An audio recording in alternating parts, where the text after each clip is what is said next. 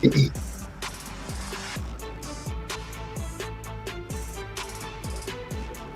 and welcome to the culture here on the Black Star Network. I'm your host, Faraji Muhammad. Thank you so much for being a part of the conversation. Folks, we got a lot to talk about. We're going to be checking in with our big brother, Dr. Gerald Horne, to give us today's Horne Report as we talk about the latest that came out of Supreme Court with that leak of Roe v. Wade. We're also going to talk about the January 6th committee and talk about the latest developments in the Ukraine-Russian war. So we'll have that conversation. Also, I'm going to be checking in with a father-daughter duo who's making dollar and cents, talking about NORYAN fragrance makers. We're going to talk about that. And later on, we discuss what's happening in the state of Florida and how Florida is fighting history with their latest efforts to exclude advanced placement classes of African-American studies. And you know who is led by Governor DeSantis. We're going to be checking in with Brother Michael and Hotep to have that conversation. So stay locked in, folks. We got a lot to talk about. Stay tuned. It's all happening on today's edition of The Culture right here on the Black Star Network. Let's go.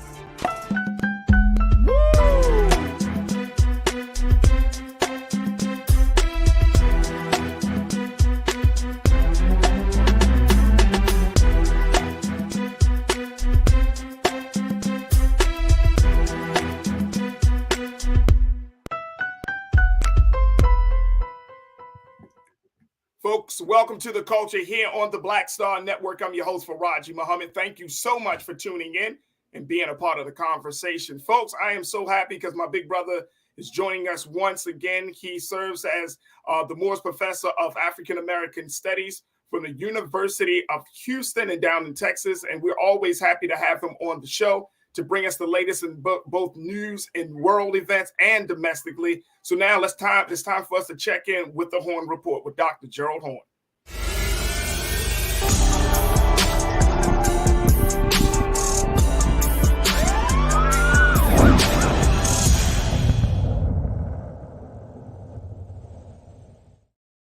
All right, peace, Dr. Horne. How are you this afternoon, sir? Well, it's all good. How about you? I'm good. All right, Doc. Let's start off with the latest that has actually came out of Washington, D.C. with the Supreme Court situation. They just put it out there on the wire, Dr. Horne, just less than 30 minutes ago. And I had to include, I said, wait a minute, I got to talk to Dr. Horne about this one. They have essentially announced that they still cannot identify, Doc, who is responsible for that very historic leak of the Roe v. Wade decision, the decision that was made last summer that got the whole country in an uproar, and it really probably played against to the GOP's efforts in the national election in November. But they have not identified who was responsible for that leak. What's your take on this, Dr. Horne, and what does this say about future decisions, major decisions coming down the road from the Supreme Court? Well, this was not the first time that a Supreme Court opinion was leaked prematurely. It happened almost a half century ago when the original Roe v. Wade decision was published or was put out by the U.S. Supreme Court. But what was curious about the leaking that took place in 2022 is that the initial suspicion was focused upon some of the conservative justices, speaking of Samuel Alito and his clerks, because it was felt that other conservative justices, for example, Justice Kavanaugh, were basically wobbly and swaying and might not want to sign on to the final decision. Because keep in mind, what was leaked was the preliminary opinion. In any case, as you just reported, the Supreme Court could not find who was the leakers. It doesn't surprise me, since it's, as I suggested, the most logical leaker was Justice Alito and his clerks. But I think that the wider story on the Supreme Court is how the personal relationships seem to be breaking down between and amongst the justices. Recall that during the time of Justice Ruth Bader Ginsburg and her conservative counterpart, Antonin Scalia, they were actually quite friendly. They were both opera fans. They shared jokes on the bench. But now there seems to be quite a bit of venom on the court. And I think in some ways it reflects the polarization in the United States of America right now, with many who are opposed to Republicans seeing them as engaged in a cover up of insurrectionists and white supremacists and neo Nazis, and the Republicans returning the fire in kind.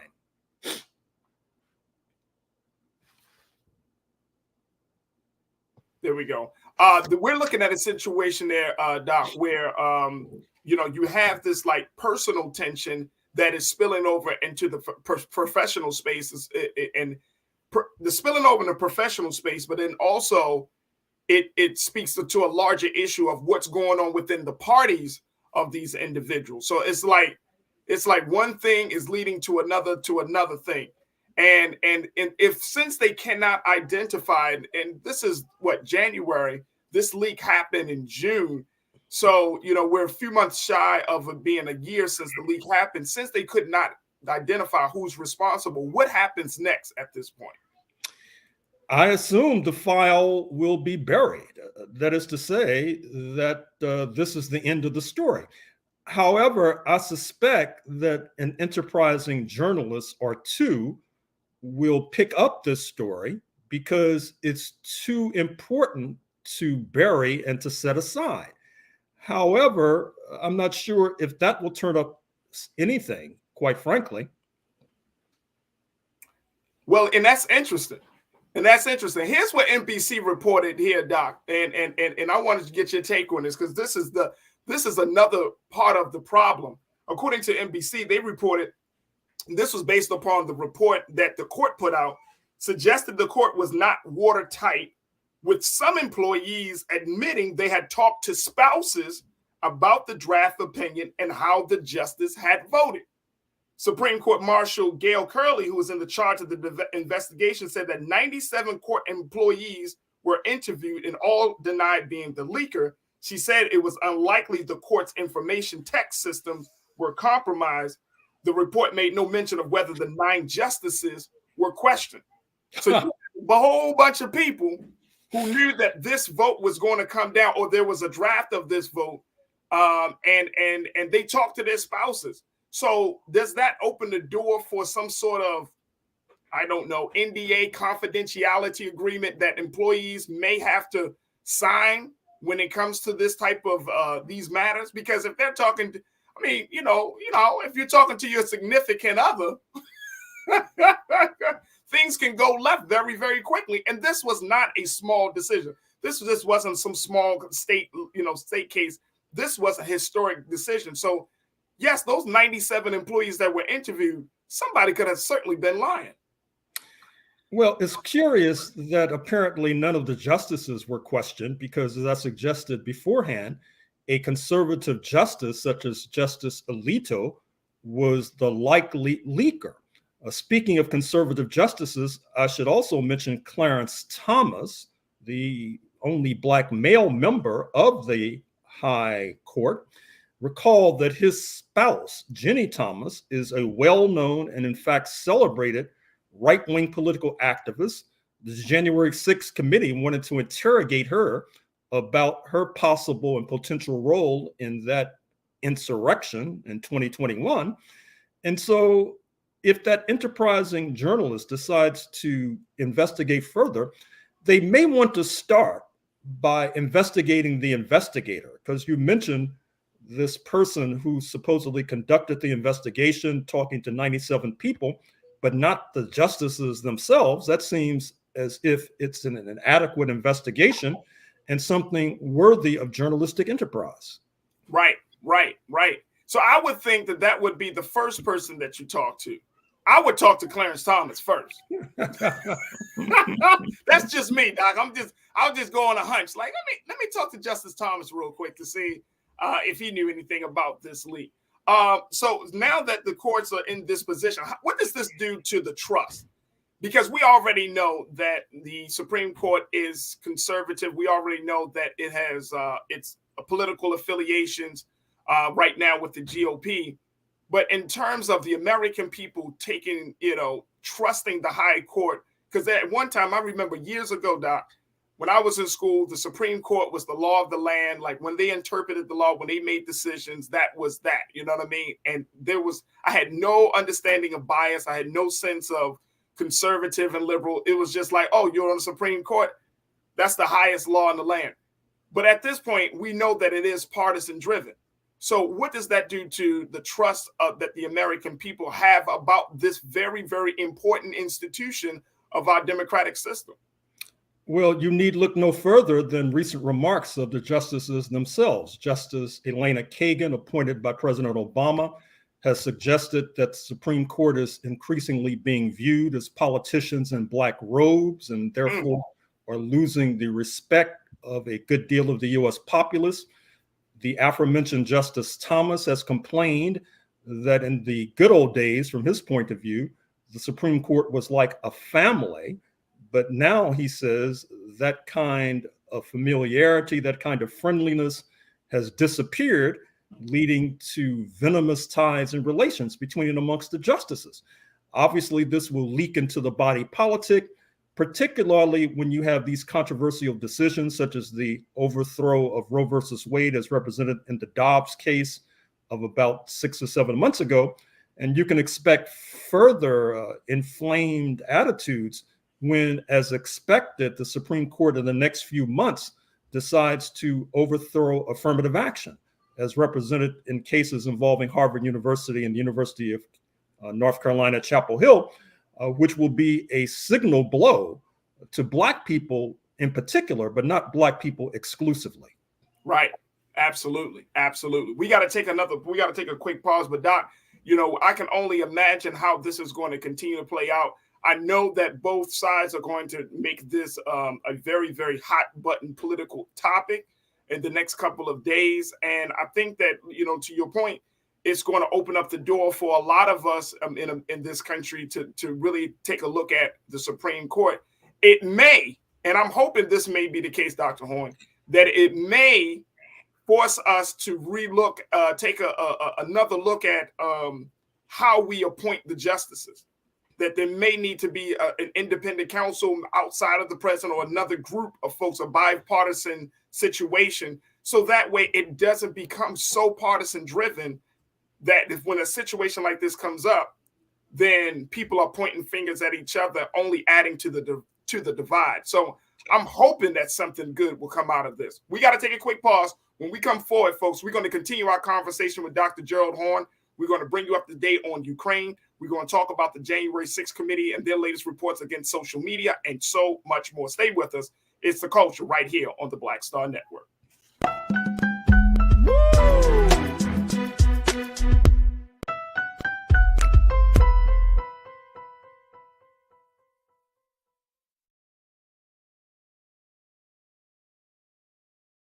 Black Star Network is here. Oh, no punch! I'm real revolutionary right now.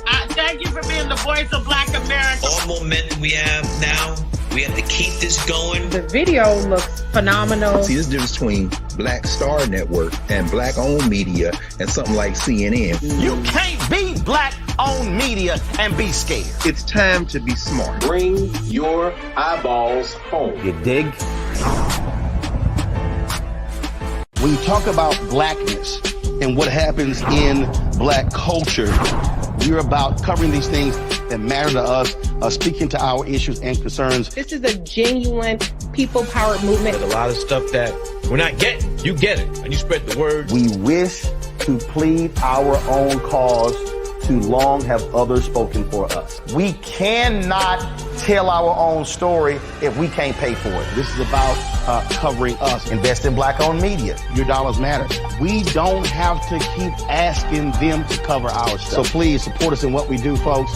We want to hit 2,000 people, $50 this month, raise $100,000. We're behind 100,000, so we want to hit that. Your money makes this possible. Checks and money orders go to P.O. Box 57196, Washington, D.C. 20037-0196. The Cash App is $RM Unfiltered. PayPal is R Martin Unfiltered. Venmo is RM Unfiltered. Zelle is Roland at RolandSMartin.com.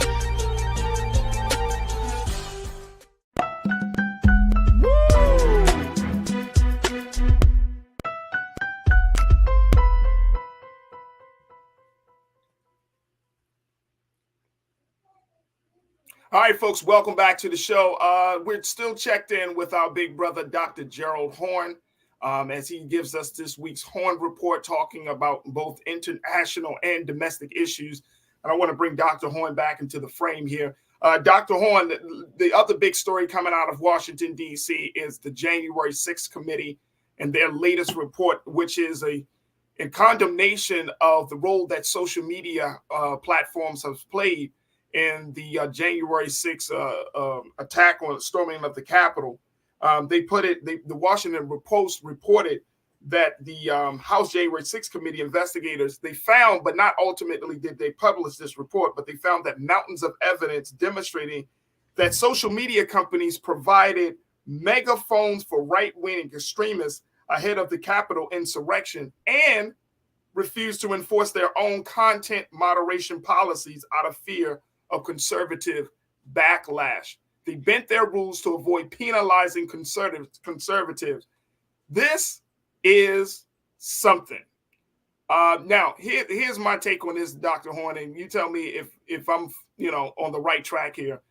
I think that now that we know the power, the power, and more importantly, the influence that social media has, I think that we should have a very serious conversation in this country about regulating social media to some degree, because it seems like it has become this quasi state, and I'm not sure if it's. I mean, yes, we can regard it as media, but more importantly, it's kind of running by its own rules, and it's not showing some level of accountability. What does this report say to you? What does this latest finding from the January 6th committee mean to you, Doc? Well, what it says is something that many of us suspected all along. Recall that just a few weeks ago, it was reported that Washington, D.C. Mayor Muriel Bowser suggested that the lethargy with which the authorities, particularly the military, the National Guard, and the police, approached Capitol Hill on January 6, 2021, was because they saw many of these insurrectionists and rioters as their brothers and sisters. They saw them as comrades under the skin. I think you can say something similar with regard to social media and why they did not crack down on these rioters and insurrectionists. They saw them as comrades. And we see that further with the recent purchase of Twitter by the man born in apartheid South Africa, speaking of billionaire Elon Musk. Since his arrival on the scene at headquarters in San Francisco, Twitter has descended into being a kind of a cesspool of racism, bigotry, white supremacist nonsense, and all the rest. So certainly there needs to be an entirely different approach, as you suggest, to social media, Twitter not least. But the problem right now is, as we already know, that the Freedom Caucus in the House of Representatives has a stranglehold over that majority in the People's House, as it's often called. And from their point of view, they say the problem is that social media cracks down too much on the right wing. And this is part of this ploy that the right wing oftentimes pull. You see it in December 2022, when once again you had Fox News braying and prating about the supposed war on Christmas, which is obviously nonsense. But they portray themselves as being the victims, and then that allows them to strike back with a vengeance against the rest of us. Absolutely, absolutely. Here's something else that I thought was very interesting about this report. Because according to MediaMatters.org, they said that the Washington Post reported that that the staffers spent more than a year sifting through tens of thousands of documents from multiple companies, interviewing social media company executives and former staffers, and analyzing thousands of posts. They found that roughly 15 social networks played a significant role in the attack. And some platforms even bent their rules to avoid penalizing conservatives out of fear of reprisal ahead of the insurrection. So if that's the case, if the conservatives has such a fear factor and a stronghold on these platforms, what does that say for the other schools of thought that are out there? What does this say about the relationship that people have with social media for you? Do you think that this is going to open the door? I mean, these platforms, for one, they're still in existence, so they haven't like been shut down as a result of this. So does that mean that now these conservatives will feel more emboldened to continue to talk the way they talk, share the way they share, and that these other folks from other schools of thought, whether you're talking about liberals, whether you're talking about Pan-Africanists, anybody, that they're going to have to kind of push their way through to be seen, to be heard? I mean, it just seems like there's going to be this power struggle on these platforms, and that these social network platforms may not be able to do anything about it. Well, as I'm sure you know, and as I'm sure your audience knows, there is a kind of bias and prejudice with regard to Twitter and Facebook in particular. I've known people who've been placed in Twitter jail, as it's called, Facebook jail. They make some sort of innocent sounding post, but supposedly it violates some sort of internal rule or regulation, and they're ousted either temporarily or permanently from the platform. If we are to take seriously this Media Matters report that you're now discussing, that kind of Twitter jail and Twitter imprisonment does not necessarily apply to those from the right wing, from the conservative end of the spectrum. Once again, this cries out for some sort of democratic approach, but once again, with the Freedom Caucus having a stranglehold on the House of Representatives and the Democrats having a bare majority in the U.S. Senate, and with Mr. Biden under fire because of his mishandling of documents, I don't see that happening anytime soon. Very, very interesting. I want to open this up to our online culture crew to get their take on this, folks, as we're talking about January 6th committee's latest findings that show that social media networks bent the rules for President Trump and his followers ahead of the Capitol insurrection. Here's another piece, and folks, throw your comments in the chat as we're streaming live on YouTube, Facebook, and on our website at Black Star Network as well. Take a listen to this, Doc, that Meta, the parent company of Facebook and Instagram, they stopped fact-checking Trump after his 2024 presidential campaign announcement, and is expected to decide whether the risk to public safety has receded enough to allow him back onto its platforms. Help me to understand this, sir. Well, I'm not sure why they're taking that approach, because as you know, Mr. Trump has his own platform, Truth Social. Right. And then there are these specialized platforms such as Parler, which played a pivotal role in the insurrection, according to the January 6th committee. So I take it that the established platforms like Facebook and Twitter are feeling the heat from the right wing. They're not able to withstand the heat. And so therefore they're running up the white flag. So if that's the case, I mean, when you announce that if you stop fact, here's the conundrum I find this situation puts us in. If lies brought us here, then why would you not put up a measure to counteract the lies that will continue to take us to another place that we may not want to go? I don't understand. Why would you stop fact-checking a man who has at the center of the insurrection? You stop fact-checking him, and then you're considering whether the all of the heat has receded. I just don't understand the thinking behind this. And I mean, I know that the report said that there was fear of reprisal from conservatives, but I also have to say that I'm sure profit margin was a huge factor in making this decision. As conservatives drive, you have this drive for content. The more people you can bring to the platform, the more money that you can get for the ads and all of that, the other money-making opportunities for this. So, and in the big scheme of things, also, Dr. Horn, just thinking about it, if we're getting into this public space, if these are public spaces, quote unquote, right, as Elon Musk has often put out, this is the community, the town square, and all of these public spaces. are we actually opening the door to the demise of our own government system? Are we allowing there to be this eroding of how we communicate, how we dialogue? Are we allowing for these forces to come to the town square, take over the town square, and we're just like, it's okay. It's fine. It's just talk. Not really understanding the long-term impact of these things. I think you have to understand, with regard to Facebook in particular, they've been losing quite a bit of money lately, incredible amounts of money. They've been laying off employees in the thousands.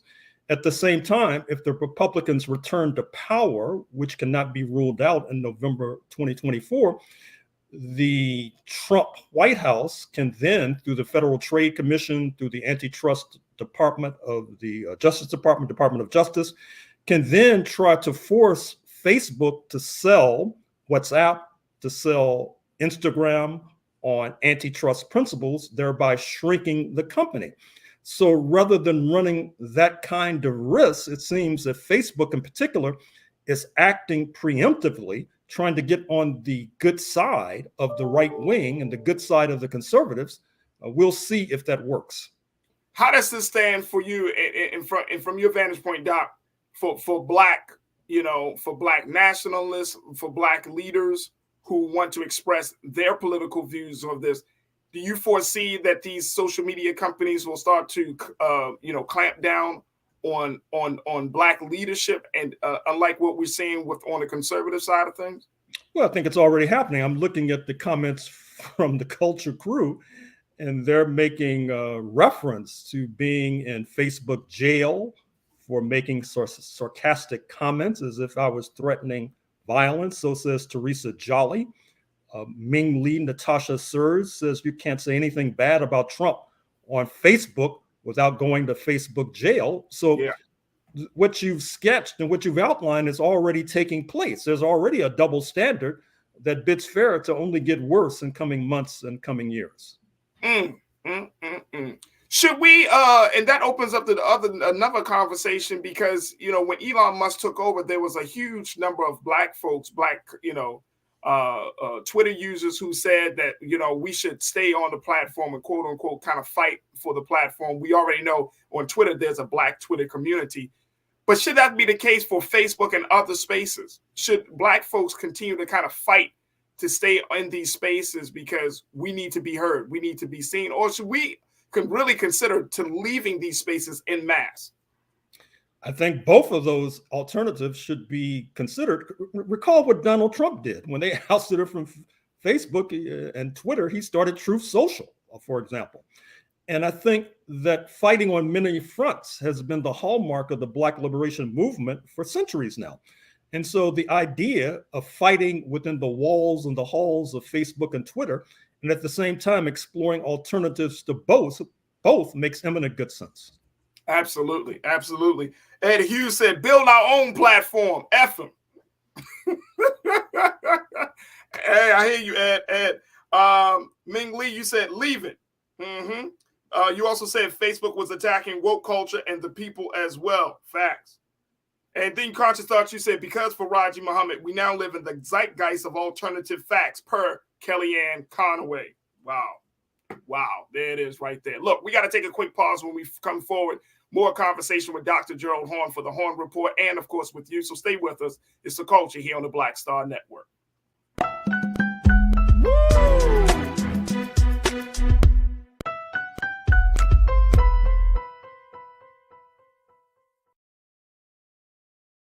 When you talk about Blackness and what happens in Black culture, you're about covering these things that matter to us, speaking to our issues and concerns. This is a genuine people-powered movement. There's a lot of stuff that we're not getting. You get it, and you spread the word. We wish to plead our own cause. Too long have others spoken for us. We cannot tell our own story if we can't pay for it. This is about covering us. Invest in black-owned media. Your dollars matter. We don't have to keep asking them to cover our stuff. So please support us in what we do, folks. We want to hit 2,000 people, $50 this month, raise $100,000. We're behind 100,000, so we want to hit that. Y'all money makes this possible. Checks and money orders go to P.O. Box 57196, Washington, D.C. 20037-0196. The Cash App is $RM Unfiltered. PayPal is R Martin Unfiltered.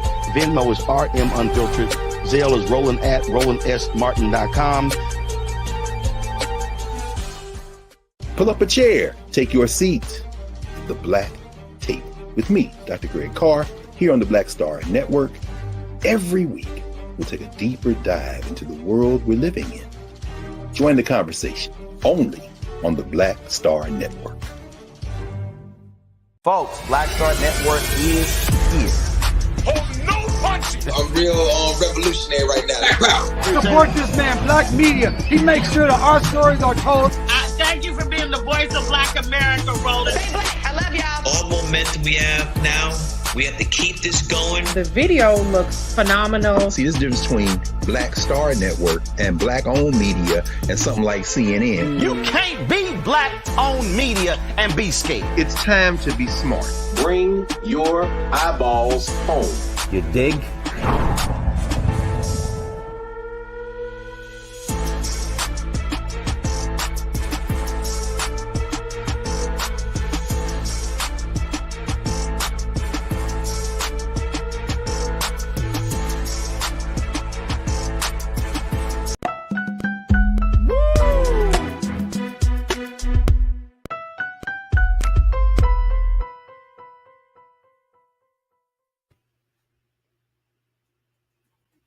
All right, folks, welcome back to the show. We've been checking in with Dr. Gerald Horne for this week's Horne Report. I want to give you the latest of what's happening in Ukraine, in the Ukraine-Russian war, as there has been more heated talks about taking this war to the next level, to a more nuclear level. This has been the running theme coming from the Kremlin since this war began, that they are not afraid to kick that war up a notch. It was just announced that as the U.S. and allies arm Ukraine, that Russia warns that losing a conventional war can trigger a nuclear war. Man, now this is coming forward. This comes out as the United States and allies are prepared to send out a new shipment of military hardware for Ukraine and Kyiv, and pushes its Western partners for modern battle tanks and other heavy weapons. But Moscow responded, Dr. Horne, on today that with a number of familiar battery of threats, saying that if alluding to the arsenal that it has for nuclear war, and saying that, look, if we lose this, everybody's going to lose. We have been in this war. It looks like with this 11 months at this point. This is almost a year since this war has started, and we're still not seeing an end to this war. There have been many casualties. There have been many talks about diplomacy. There's been many talks about resources. But the one big thing that has always kind of shared as this cloud over this conversation has been nuclear weapons and the possibility of a nuclear war. What's your take on this, Doc? Well, perhaps the most ominous is the news coming out of France, where the leading French intellectual Emmanuel Todd just was interviewed in Le Figaro, the well-known French periodical, in which he said that right now we're at the beginning stage of World War III. That is to say, with Russia and China on one side of the barricades, and the United States and its North Atlantic allies, perhaps accompanied by Japan and South Korea, on the other side of the barricades. I think that kind of alarm that was sounded in France has been echoed to a degree in Germany, where a former top military advisor to former German leader Angela Merkel suggested that the United States needs to push more aggressively for negotiations. That is not the path that's being taken, because as we speak at the Ramstein base, military base, engineered, or that is to say, that has been formed by the United States after World War II, there is an important meeting taking place as we speak. involving the United States and its allies, where we expect the news to be a ramping up of military shipments to the Ukrainian battlefield, including tanks. That may be a red line for Moscow. And I'm afraid to say as well that Congress, particularly the Democratic caucus, has not exemplified courage. That is to say, recall that a few months ago, you had the progressive members of the caucus. They made an abortive call for negotiations, but were shouted down by their more hawkish colleagues, and they haven't made a peep since then, as the world, according to Emmanuel Todd, seems to be stumbling towards World War III. The New York Times has put out a report, Dr. Horn, saying that the U.S. is, quote unquote, warming up to the idea of a Ukraine attack on Russian-controlled Crimea. How does that play out in this whole situation? Well, it's very dangerous. Recall that Crimea was seized by Russia in early 2014. That led to a sharp downturn in relations between Washington and Moscow. Crimea has been incorporated into Russian territory. Apparently, there was a referendum of the citizenry there who were in favor of joining Russia and leaving Ukraine. So if Ukraine is going to now attack Crimea, that'll be a further escalation and draw the world ever closer to what I just made reference to. That is to say, World War III. And as the saying goes, we're not sure how World War III will end, but it's clear that World War IV would be fought with sticks and stones. Damn. Now, Doc, we had a conversation, and this is we didn't get an opportunity to talk to you at this time. And here's first and foremost, folks. Here are some of the images, and I want to make sure I'm checking it with my team. Is this? Are we looking at Ukraine, folks? And Keenan, let me know if this is Ukraine. Yeah, these are images from Ukraine. And as you can see, this is the devastation of war, folks. This is the devastation of war. And, you have people who are living through this moment right now, Dr. Horn, that's trying to figure out, where does this situation end? What's the light at the end of the tunnel? And you're breaking it down, saying, look, if they move less strategically, if Ukraine moves into a Russian-controlled space like Crimea and starts to attack to that space, that the people of Ukraine and the people of Russia, they're not going to see an end to this. They're not going to see an end to this. And that the world essentially is going to be pulled into this whole situation. And so, I'm not sure if this is something that we are prepared for. I'm not sure if this is something that the United States, I don't know if President Biden is going to be putting some boots on the ground very soon to assist with. It seems like there are a lot of uncertainties at this point, Dr. Horn. Uncertainties indeed. And I think that it is well for you to raise this up to the level that you're raising it, because quite frankly, we need much more of an outcry on this side of the Atlantic. As noted, there is increasing concern in Europe about what's happening in their backyard. I guess the opinion in the United States is that the Atlantic Ocean separates the United States from Europe. And so we don't need to pay attention to the flames that are now erupting in Ukraine and may erupt soon in Russia.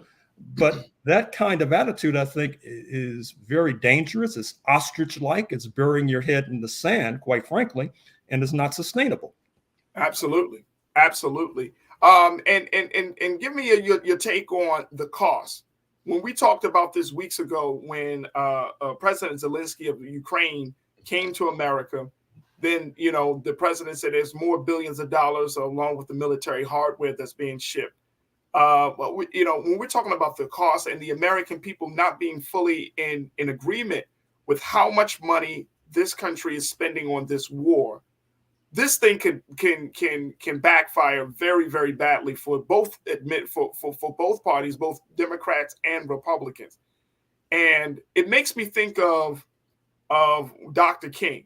We just celebrated him this past weekend, and that when he spoke out against the Vietnam War, that was the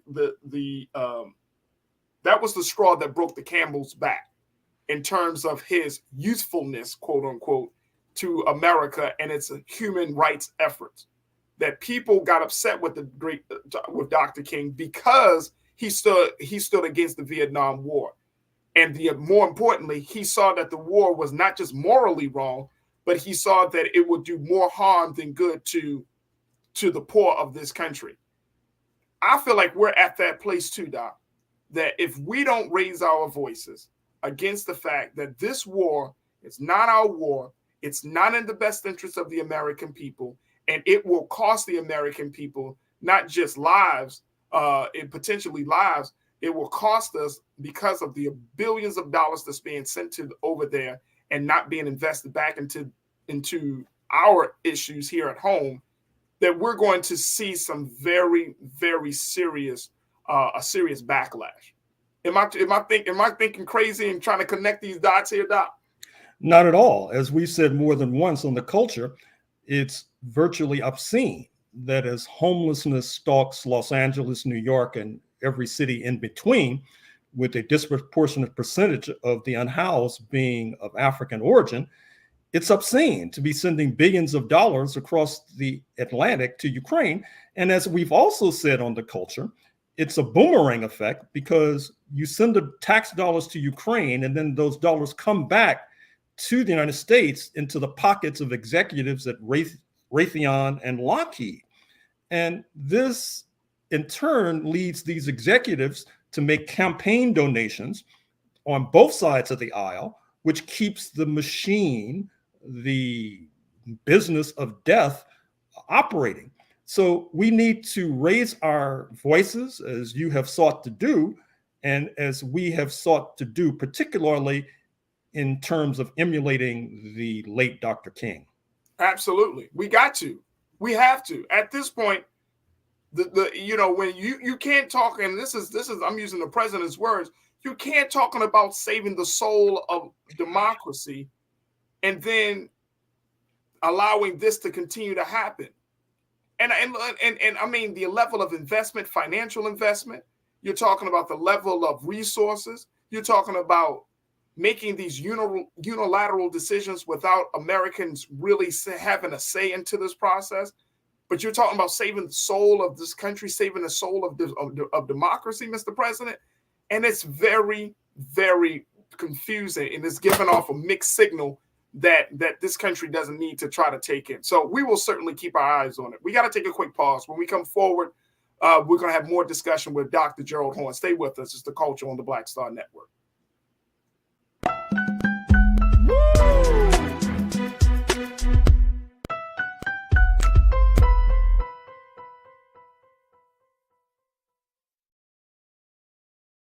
Don't you think it's time to get wealthy? I'm Deborah Owens, America's Wealth Coach, and my new show on the Black Star Network focuses on the things your financial advisor or bank isn't telling you. So watch Get Wealthy on the Black Star Network.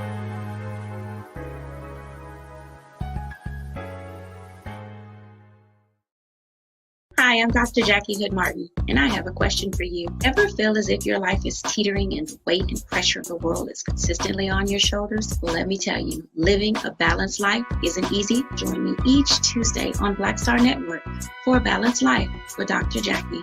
We'll laugh together, cry together, pull ourselves together, and cheer each other on. So join me for new shows each Tuesday on Black Star Network, A Balanced Life with Dr. Jackie. Folks, Black Star Network is here. Oh, no punches! I'm real revolutionary right now. Support this man, Black Media. He makes sure that our stories are told. Thank you for being the voice of Black America, Roland. Stay black. I love y'all. All momentum we have now, we have to keep this going. The video looks phenomenal. See, there's a difference between Black Star Network and black-owned media and something like CNN. You can't be black-owned media and be scared. It's time to be smart. Bring your eyeballs home. You dig?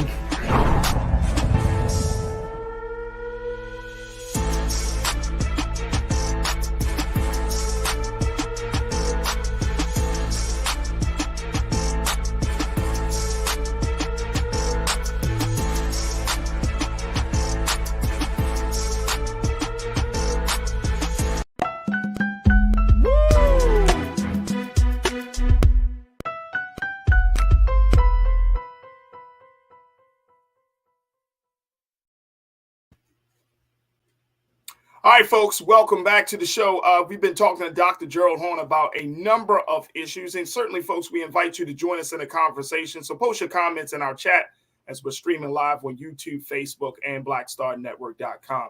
All right, Dr. Horn, for the final conversation I wanted to have with you today, this is about resources here back at home, looking at where we are in the space of farming and organic foods, fruits and vegetables.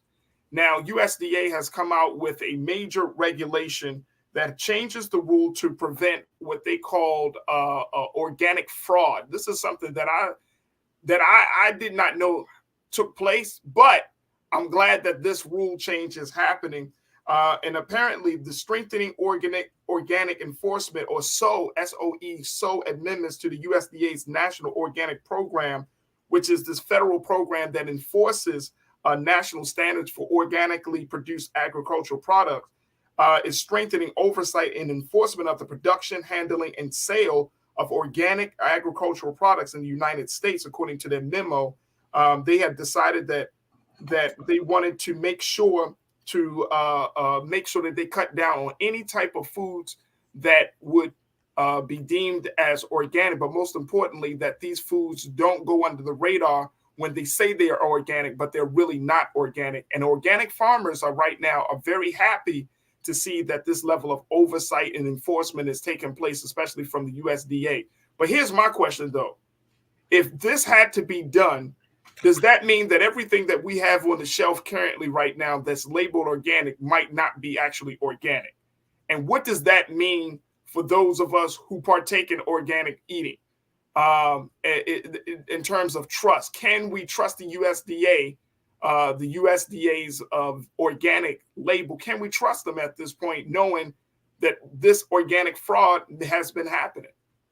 I think you should be very skeptical of this label organic because it's unclear what it really means. That's point number one. Point number two is that I dare say that part of the reason why you've had this turn with regard to the United States Department of Agriculture is pressure from overseas. And that's a lesson for us with regard to our issues as well. What I mean is that a good deal of US agriculture is exported abroad, not least to Europe. In Europe, there's quite a bit of skepticism of genetically modified organisms, GMOs, right, which of course are an essential part of agriculture in the United States of America. The Europeans have been pressuring the United States to curtail and cease that practice. The United States has been reluctant to do so, but this latest news item that you're bringing to our attention, it seems to me, is a reflection of the fact that U.S. agribusiness is sensitive to international pressure, and therefore the USDA is responding accordingly. Right. And you know, there for folks that may not know this, Dr. Horn, there are only a handful, and I'm not talking about, you know, hundreds of companies, folks. There are literally only a handful of companies that are producing a huge amount, a substantial amount of foods that we are all consuming, right? Literally less. And the last time I checked, Dr. Horn, I think it was like less than 12, right? Mm-hmm. Companies that are producing these foods and that are getting these USDA regulations approved. But the larger picture is, considering the fact that we're all experiencing this inflation, food has gone up tremendously in states across this country. The cost of things have certainly gone up. But more importantly, we don't know. We only are hoping that the government has the health and well-being of the American people at its best interest, and that profit doesn't take precedence over people. And so my concern is is, okay, y'all strengthening these things, but what's the assurance that you're going to be able to keep these level of enforcement, keep these regulations in place? What about bringing in not just organic farmers, but what about bringing in consumers into the conversation? And what about bringing in, communities that have often been marginalized as a result of food disparities into the discussion? How do we make sense of all of this, Dr. Horn? Well, in terms of inflation, I don't know if you've looked at the price of a dozen eggs of late. Oh my gosh. At least in Houston, it's gotten to the point where in this congested urban space, you have people who are now buying hens and trying to basically collect eggs rather than go to the local supermarket to buy eggs. With regard to agribusiness, a term we should use more often than agriculture, your audience should pay close and careful attention to the giants of the U.S. Midwest. Speaking of Cargill, Cargill, or ADM, otherwise known as Archer Daniels Midland, they have a stranglehold over what we put in our stomachs. As with the military-industrial complex, the agribusiness also lobbies incessantly the U.S. Department of Agriculture to twist and turn them to the advantage of agribusiness. And that makes this news item that you're bringing before us all the more surprising. Right. And is there, as far as you know, I mean, you are a man of history. You've studied our history, and you looked at the world. Like, what can the people do in a moment like this? When you have food resources that are high, when you have food resources that are not meeting the full demand of the market and of the people, what path have people taken historically to make sure that they can still eat?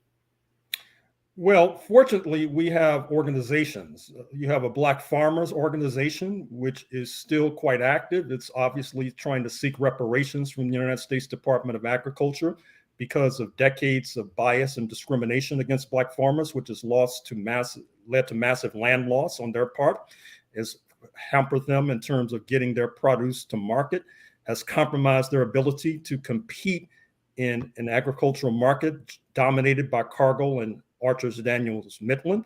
You also have United Farm Workers, and you also have other unions of the workers in the fields. And the workers in the fields are disproportionately in the state in which you're now cited. Speaking of due north of Los Angeles, in the area around Kern County and Bakersville. Mm-hmm. And you have quite a bit of activism there with regard to agribusiness. And so I would say hooking up with the United Farm Workers and hooking up with the Black farmers is the way to go. Absolutely. And I had a conversation not too long ago here on this show, Dr. Horn, where we talked about urban gardening, where we talked about food pantries, where we're talking about churches and other community-based institutions being a part of that process.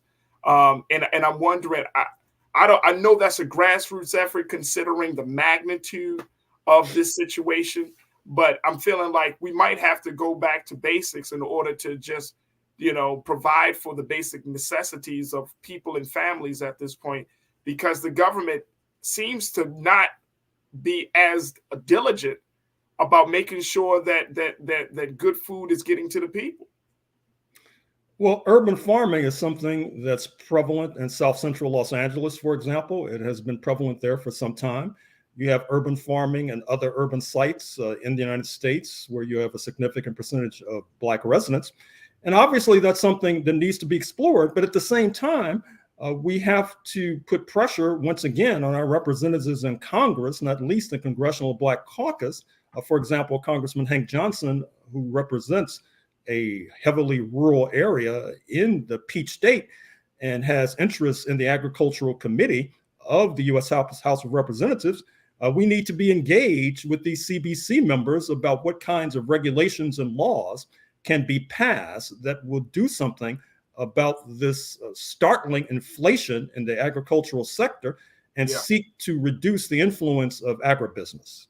Absolutely. Absolutely. Dr. Horn, our time with you has certainly been very, very well spent. And I appreciate all of your intelligence and insight and analysis on these things. So we look forward to reconnecting with you very soon, sir, to get another installment of the Horn Report. But I thank you for joining us today. Thank you for inviting me.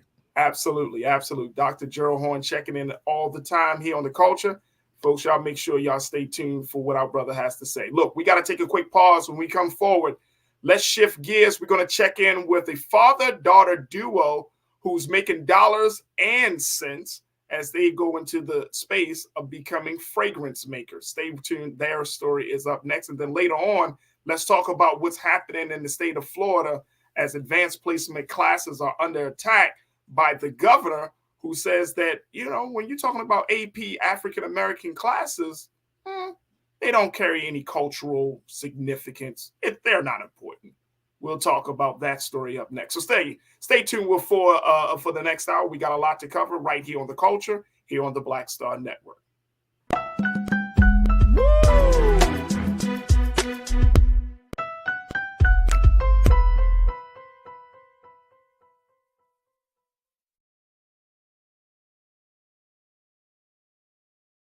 Hatred on the streets, a horrific scene, a white nationalist rally that descended into deadly violence. White people are losing their damn minds. As an angry pro-Trump mob storms the U.S. Capitol, we're about to see the rise of what I call white minority resistance. We have seen white folks in this country who simply cannot tolerate black folks voting. I think what we're seeing is the inevitable result of violent denial. This is part of American history. Every time that people of color have made progress, whether real or symbolic, there has been what Carol Anderson at Emory University calls white rage as a backlash. This is the rise of the Proud Boys and the Boogaloo Boys. America, there's going to be more of this. Here's all the Proud Boys, guys. This country is getting increasingly racist in its behaviors and its attitudes because of the fear of white people. The fear that they're taking our jobs, they're taking our resources, they're taking our women. This is white fear.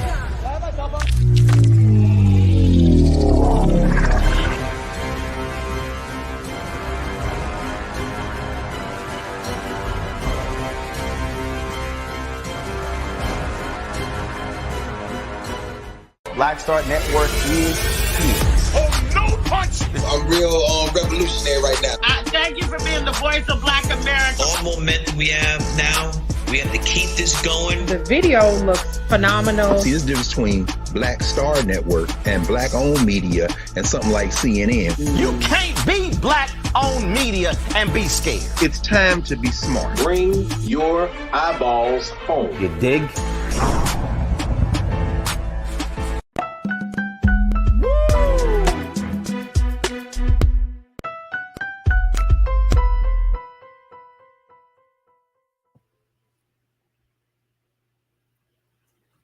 Folks, welcome back to The Culture here on the Black Star Network. I'm your host, Faraji Muhammad. Folks, just want to let you know, if you missed the first hour of The Culture, you definitely want to check it out on the replay as we talk to Dr. Gerald Horn to give us this week's installment of the Horn Report, where we discussed both national and international issues. The doc covered a lot in today's discussion and gives us something to certainly think about. So make sure y'all check it out at the Horn Report. As we talk to Dr. Gerald Horn from the University of Houston. And also while you're there for the replay, make sure you do your part to support us here at Black Star Network. We continue to do the great work of putting out content and having conversations that we know that Black America and all of America needs to have about a variety of topics and issues. So make sure you go to our website today at blackstarnetwork.com, support us financially, share the content, and make sure you also follow us on social media on Instagram and Twitter at Black Star Network as well. We're going to be joined by two dynamic people, a father-daughter duo in a moment, who has been taking their ideas of making fragrances and making it make sense. Folks, I'm so excited to be checking in with this duo in a few moments, and we're going to talk to them about how they're going into the fragrance industry, and most importantly, what does that mean, especially in building generational wealth for their families. Now, this is certainly something that we have always talked about, but it's always a good thing to talk to folks that are living this. But before we get to our very special guest, we also joined by another contributor here on The Culture. You also see him on Roland Martin Unfiltered. And this is our brother who serves as the host for the African History Network. You can check his work out at theafricanhistorynetwork.com. My brother Michael in Hotep, is joining me this afternoon for a couple of these conversations as well. Brother Michael, it's always good to talk to you, brother. How are you today? Hey, Faraji, I'm all right. How you doing, brother? I'm good. Just very quickly, as we our guests will be coming on, let's talk a little bit about this level of entrepreneurship and talking about this the path of building generational wealth. You know, I remember, Brother Michael, my dad has been an entrepreneur for years. He always had some idea on what to do, on how to support the family. Right. But I remember he owned a small carryout / restaurant in Baltimore years ago, and worked hard at it. And you know, it was in that time period. I remember as a child just going to the restaurant and helping out and doing what I can. I remember, you know, him often talking about having family and friends to be supportive. And we know that in business, sometimes they say that, you know, never bring your family into the same business that you're doing. But this is changing now because you can't build generational wealth without having family at the table. So I wanted to kind of get your take on this idea of going to work with your family, building a business with your family, and most importantly, you know, creating a sustainable capital where you can continue to support your family on a major level. What's your take on this? Well, usually in my degrees in business administration, the major in marketing from Wayne State University, I taught entrepreneurship for 7 years. I managed African-American companies that had government contracts, City of Detroit, County of Wayne, State of Michigan, and family members worked in those businesses and adjacent businesses as well. Saying that you shouldn't go into business with family or shouldn't have family work in business, things like that. No other ethnic group or culture in the U.S. really operates based upon that. They just teach that to us. They just teach that stuff. They just teach that. Wait a minute, hold on, bro, Michael. You're saying that that's not like across the board. That's mostly a black. From they had to have. Why did laws have to be created dealing with nepotism? Because people were bringing family into business. People were bringing the family into organizations. You look at a history of family-owned businesses created in this country, whether it's dealing with Walmart, whether it's dealing with and even Friends. Okay, whether you're dealing with Apple computers. But when we look at small businesses, okay, these are mom and pop stores. These are family-owned businesses, and then you have businesses that get handed down to the second generation to family. When you look at, and even if you look at the mafia, you're dealing with family. Okay, so they teach that to us because family is the foundation of African-American communities, African-American culture. When we look at the cooperatives and when we talk about cooperative economics, but understand the concept of cooperatives, these were the members of the cooperatives are part owners of the businesses. These are principles we brought with us from Africa. And when you look at a lot of businesses that we've had historically in this country, these were family-owned businesses, or they brought in family members, things like this. Now, the main thing that you want to understand is you want to make sure that you assign the correct position and duties and responsibilities to the right person. Okay, and this is something I teach in my entrepreneurship classes. If you know Kiki has anger management problems, don't put Kiki on the cash register dealing with customers, because that's a ticking time bomb. Okay, you need to have her in the back stocking shelves. You need to keep her away from customers. But we go into gas stations, we go into grocery stores owned by Arabs and Chaldeans. You trying to tell me they don't have their family members working in there? You go in there during the summer, they have a 12 or 13-year-old behind the counter taking your money because he's the son and he's out of school and he's learning the family business to take over. They teach that to us. That's not how they operate. Well, I'm glad that I'm glad you dispelled that myth for us, because I think that's been something that's been told. Like I said, I've been hearing that for years. So I'm glad that you broke that up. Yeah. So just make sure you have the right person. Right. Okay. Right. In the position. Some people shouldn't be in. Some people should not be in the business. Period. Whether they're a family member or your worst enemy or your best friend. So make sure you have the right person. But no, that's a resource for us, our family. And if we focused on that, we could really focus more on and create more generational wealth. Absolutely. Our very special guest is here. I want to welcome to the culture here on the Black Star Network, Mr. Brian Watkins. He's been curating since he was 11 years old when he started his passion with his daughter, Nora. He was inspired to leave behind a lasting legacy and to take on that idea of generational wealth to the next level. So together they founded the NYC-based olfactive scenting and scent marketing company called NORYAN. And their mission is to bring the power of scent to a worldwide community and help others create olfactory extensions of themselves. Folks, that is the website for NORYAN that Mr. Brian Watkins and his daughter, Nora, have created. Man, oh man, where there is scent, there are memories. Brian, welcome to the culture here on the Black Star Network. How are you doing, brother? Thank you. I'm doing well. And yourself? I'm good. You're also joined by one of our contributors here, Michael Hotep, who is a man about business, Black businesses, particularly in the country and particularly in the city of Detroit. So, we wanted to have this conversation with you. First and foremost, congratulations, big brother. Thank you for kicking off this business venture. You got your daughter that's been working with you. Y'all a father-daughter duo. I mean, it's a beautiful, beautiful thing. I have a 3-year-old daughter, so I can only imagine. I can't wait for the day she comes to me with a business idea and say, "Daddy, let's go in business together." I'll be like, "Okay, let's do it." yeah, man. That's the world right now, and I wanted to leave a legacy for her. I want to build something for her. I want to teach her about financial literacy and also teach her on how to do a business and just having that bonding relationship. I taught her how to make candles and just, teach her and everything in general. And that she's the co-founder. She actually, her name's on everything. Her name's on the trademark and everything. So first and foremost, let's talk a little bit about your history, your path to getting to this place. And then as you talk about bringing your daughter in, how did you get introduced to the olfactory business?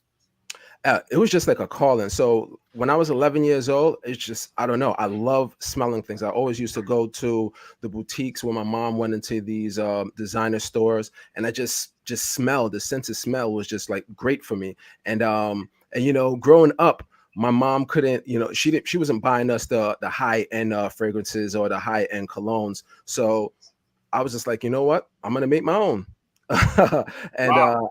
I went to different stores. I got oils. I got other bases, and I just started mixing. I didn't really know what I was doing at 11, but I just trial and error, and that's what happened at 11. And then moving on ever since, going on further. Even in college or wherever throughout my life, I've always had a lot of fragrances. I never liked to smell like anybody, and I was always attracted. The first thing when I go into a room or go into a place, the first thing I notice is the smell. Wow. Because 30% of what you smell, you remember. It's actually the first impression. So if something doesn't smell good, like, wow, you're always going to remember that the first time you saw something or the first time you interacted, it did not smell good. That's why you could smell something now, and that could trigger memories of your childhood. It could trigger memories of anything. The sense of smell, your olfactive, huge. Actually, that is huge. So your mom cultivated this start for you to get into this business, right? And you're 11 years old. You're 11 years old, right? And so as a young Black 11-year-old boy, you're like, oh, I want to go into like making scents. I want to, make candles. I want to go into the fragrance business. And so talk to us about, like, was your family open to that, or did they look at you and say, well, what are you talking about? Nah. Yeah, something like what am I talking about? But they knew I was always into fragrance and scents. I taught myself how to make candles. I taught same thing, yeah. And I taught my daughter how to make candles. Just look up. I'm a heavy researcher. Anytime I'm hyper focused on something, I want to know every and anything about it across. Like, I'll shut everything off and I'll just learn everything I need to know. So I did that years back in college. When I found out I was having a daughter, I actually wanted to teach her how to make candles. So again, when she came of age, I taught her how to make candles at the age of 5, and she made candles with me now, and she approve or sign off on the different scents that we create. And now I have perfumers that I have on the team as well, and where we create the scents, and she signs off on it as well. Wow. Wow. All right, we got a couple of moments before we take our next pause. But Brother Michael, you want to share any questions for our brother as we're talking about this? Because I need to take a minute to just take in on his story right now. Right. Well, hey, Brian, congratulations on the business and much success to you. You have mood boosting scents from what I understand. Can you give us some examples of how the different scents create a different mood? What type of mood do different scents create? Oh, yeah. So a lot of people don't realize the psychology behind scenting. Scent invokes and triggers certain moods or certain reactions from consumers. It's huge in the business market, or certain business know about it. That's why, and what I do as well for different hospitality businesses, I create scents for them, and I actually diffuse it in their establishment, because just like anything, when you go into some of these businesses or high-end hotels, you walk in and you just say, wow, it smells good in there. Yes, because now you're going to remember that scent of the hotel. Anytime you smell something similar, you're going to say, wow, I remember that hotel. Or when people speak about that hotel, you're going to I remember it smelling good. So when I sit down with clients, I say, what are you looking to try to invoke out these, from your customers? If you're trying to lift up the mood, if you're trying to have people be happy, you're trying to have people spend more, if you're trying to have people have a calm, relaxed mood, it determines what note and what type of oil I'm going to use for that particular scent. So citrus, for example, and bergamot, orange, those are, it brings you up. It's lively. You feel good. It's mood boosting. Things like lavender, things like eucalyptus, it's relaxing. It calms you down. And those are just some of the things that, something like, like the woods, different type of woods, it gives you a more comfortable and just a relaxed and luxury vibe. So it all depends on what that person's looking for. All right. Thanks. Thank you. Yeah, these are things we learn in business school, because my degree's in marketing. So these are things in the foundation of marketing and psychology. So these are things marketers have known for decades. Very Absolutely. good. Absolutely. And just like, if you see me in person, more than likely you'll never smell me wearing the same scent. I have my personal collection, I have over 600. And I I know every single smell of them. Yeah. So I have it broken down to seasons, times of days, occasions, you name it.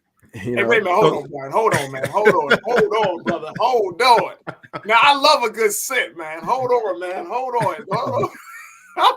You got over 600 scents that you use personally. Personal bottles. Wait a minute. Say it again. Personal bottles, but I also have a lot of little decants too all over. So it's probably close to 1,000. Now, are these all the 600 scents? Are those all scents that you made yourself? Right. No, so these are just in general. I appreciate scents from everybody. Okay. So, and I get inspiration from everything. So I want to smell, if something's unique, because people's like, oh, wow, this smells bad. No, I mean, you just don't like it. Scent is like a beauty, right? It's in the eye of the beholder. So I want to know how it smells, because I appreciate any type of scent, whether I find it good or whether I find it bad. I see the beauty in it, or I see, what it does. I hear you. Hey, Brian, you gonna have the women and that's watching today going crazy. Pauline checked in and said, "There's nothing like a good smelling man." Pauline, get off in here, man. And I have recommendations if you want something, And by the way, Mr. Hotep, right? M Hotep, yes. Yeah.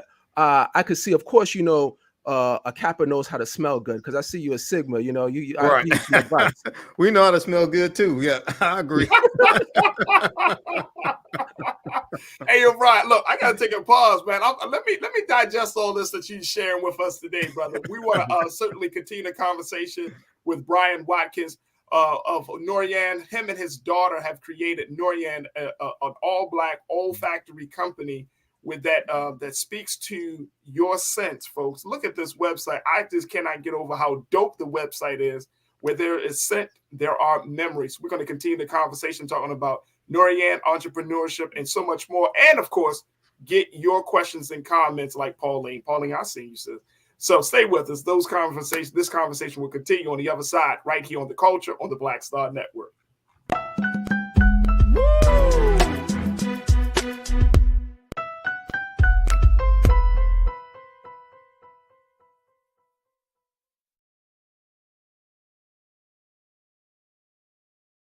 When you talk about blackness and what happens in black culture, we're about covering these things that matter to us, speaking to our issues and concerns. This is a genuine people-powered movement. There's a lot of stuff that we're not getting. You get it, and you spread the word. We wish to plead our own cause.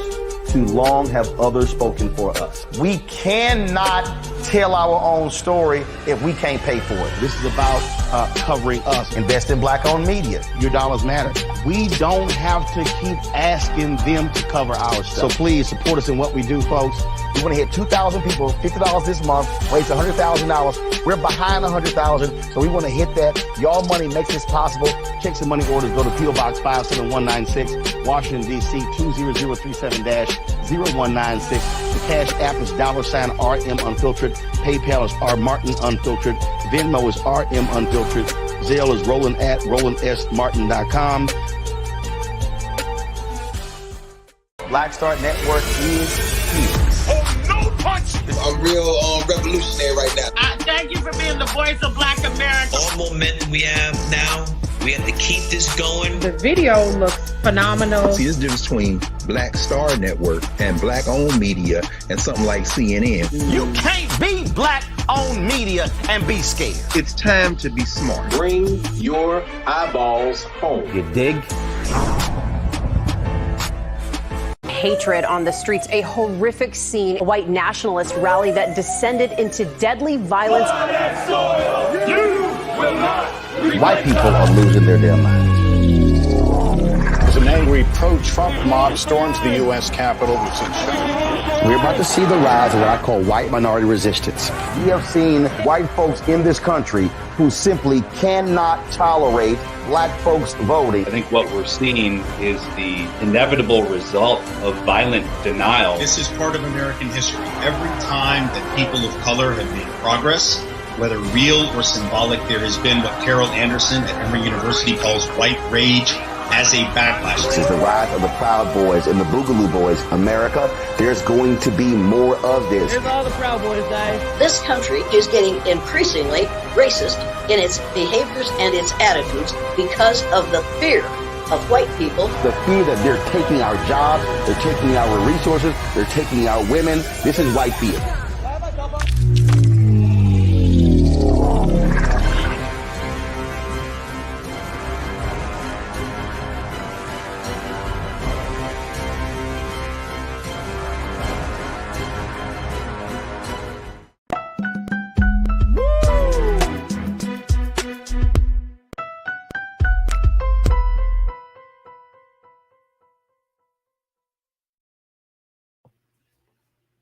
Folks, welcome back to the show. We have been talking to Brian Watkins, who serves as the co-founder of the all-factor scent and scent marketing company, NORYAN, a scent company that he is co-founder with his daughter, Nora. And Brian has been talking to us about what it means to be in that space, in that business, and also just blowing us away with his collection of scents of being between 600 to 1,000 different scents that he personally has in his collection, folks. Oh my gosh! I'm also checking in with my big brother, Brother Michael Imhotep, as we talk to Brother Brian Watkins. And I want to open up the conversation for you to join us in the discussion. So make sure you post your comments and your questions in the chat, as we would love to hear what you say. Brian, Brother Michael, Brian, I want to bring you back in, and Keena, let's do this, because folks are really interested in the fact that you got this black-owned, New York City-based all-factory company, scent marketing company. So let's put up the website once again, Keenan, so people can see it. And this is NORYAN.com. Is that am I correct on that, Brian? Yeah, NORYAN. NORYAN. NORYAN.com, NORYAN, NORYAN.com. And folks can definitely invest and order from you. So when they go onto your website, there we go. Thank you so much, Keenan. When they go onto your website, what can they do? Can they order scents? What can they do? What do you want them to do? Yeah, so there's candles there that you could look at. Those candles have some of the candles have different scents from the diffuser and the diffuser oil, so you could order that, and then you could order the diffuser oil, and we also bringing it into that whole hotel experience. We're bringing it into your car with higher quality oil with our car diffusers, and there's a home diffuser there too. You could order as well, and then there's the oils and the scents that's. Again, you fill up with that. You fill up the diffuser with our oil and our scents, which is made to handle our oil particularly. Wow. And when you say our oil, what makes your oil different than someone else's or another company's oil? Oh, higher quality. If you go, let me tell you, on this journey, I realized a lot of these companies, I don't want to say any names, but they don't use the best quality in their stuff. They, they use low quality, and because it's about their bottom line, I guess, but it's not a lot of high quality stuff. You might think just because you see the name that it's the best thing. A lot of the time it's probably not. But I wanted to make sure, because it's the love of it for me and my daughter. Like, we wanted the best, like we wanted the highest quality that we could use. We don't want to cut it and dilute it. That's something that a lot of companies do. They dilute and cut their oil down. So you're not really getting the full effect of it. Absolutely. So talk to us a little bit about getting into this space, because I'm not, and correct me if I'm wrong, Brian and Brother Michael, I haven't heard of a Black-owned olfactory scent marketing company before, right? Like I'm assuming that there aren't many of you in the space right now. Is that the landscape right now, bro? Yeah, that's a correct assumption, because a lot of people don't even know about it. A lot of businesses don't know the effects that it could have on their particular business and on their customers. So a lot of people don't know.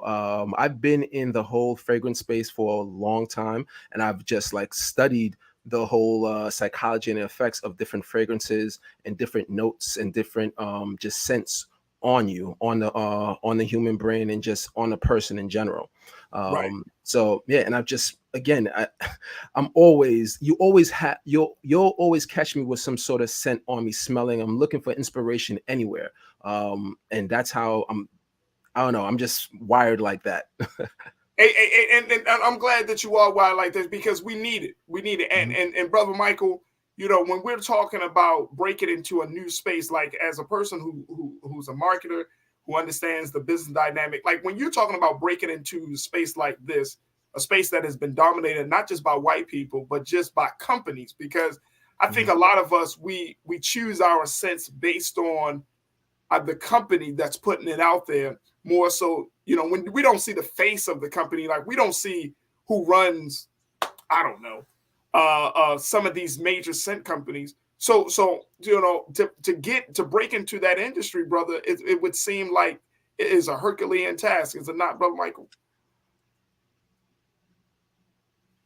Oh, you got you on mute, bro. We got you on mute. I'm sorry. Yeah, I think it is a Herculean task to get beyond just the stage where you may be a vendor at an event. Yeah, you just do it on the weekends. Right, and right. You have a table with the oils, things like this. To get to the level that Brian and his daughter is at is really a Herculean task. But also, as he talked about, you have to do market research. You really have to study the business and figure out, okay, what niche can you create in the business? What can you do that is hard for other businesses to do as well? And when we look at the fragrance companies, whether it's Fenty or whether it's Polo or different, whatever fragrance it is, a lot of them have celebrity endorsers. Mm-hmm. And the celebrity endorser can become the face of the company. So you're competing against that. So you want to find what your competitive advantage is. And, with Brian, he can really explain to people and educate people on olfactory senses and the type of moods it can put people in, and then also how they can use those fragrances as well to bring about the type of mood that they want also. Absolutely, absolutely. So, Brian, what would you say your competitive advantage is? My knowledge.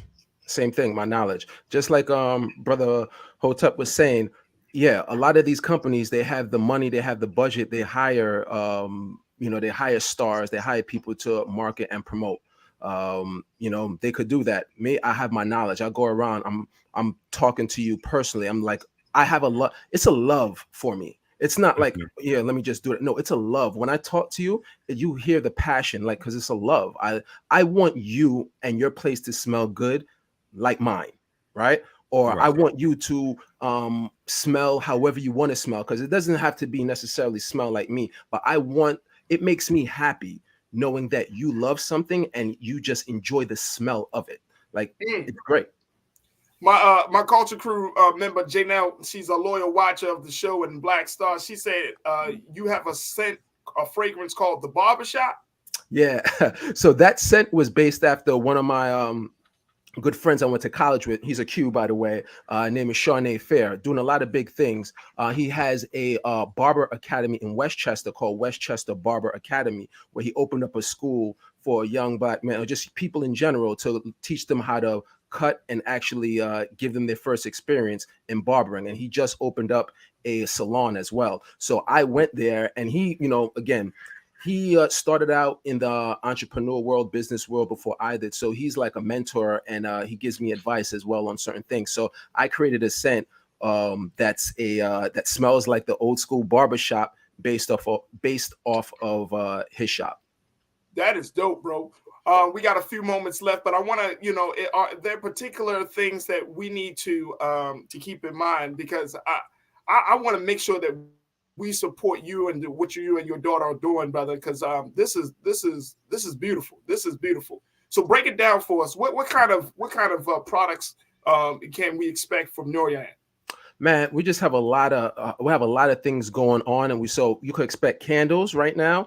And the diffuser. So we want to stay in home and in the car. So our car diffuser is going to be something that's blowing up. Like, I can't even tell you, it's blowing up. And a lot of people want their car to smell luxury. They're tired of it smelling like, the tree thing hanging in a car. They want, they want that luxury smell. And I have Brian, look, bro, look. I thought we were friends. You coming on here, you dissing my car and all that, bro. Yeah, I didn't say who. I didn't say who. I didn't say who.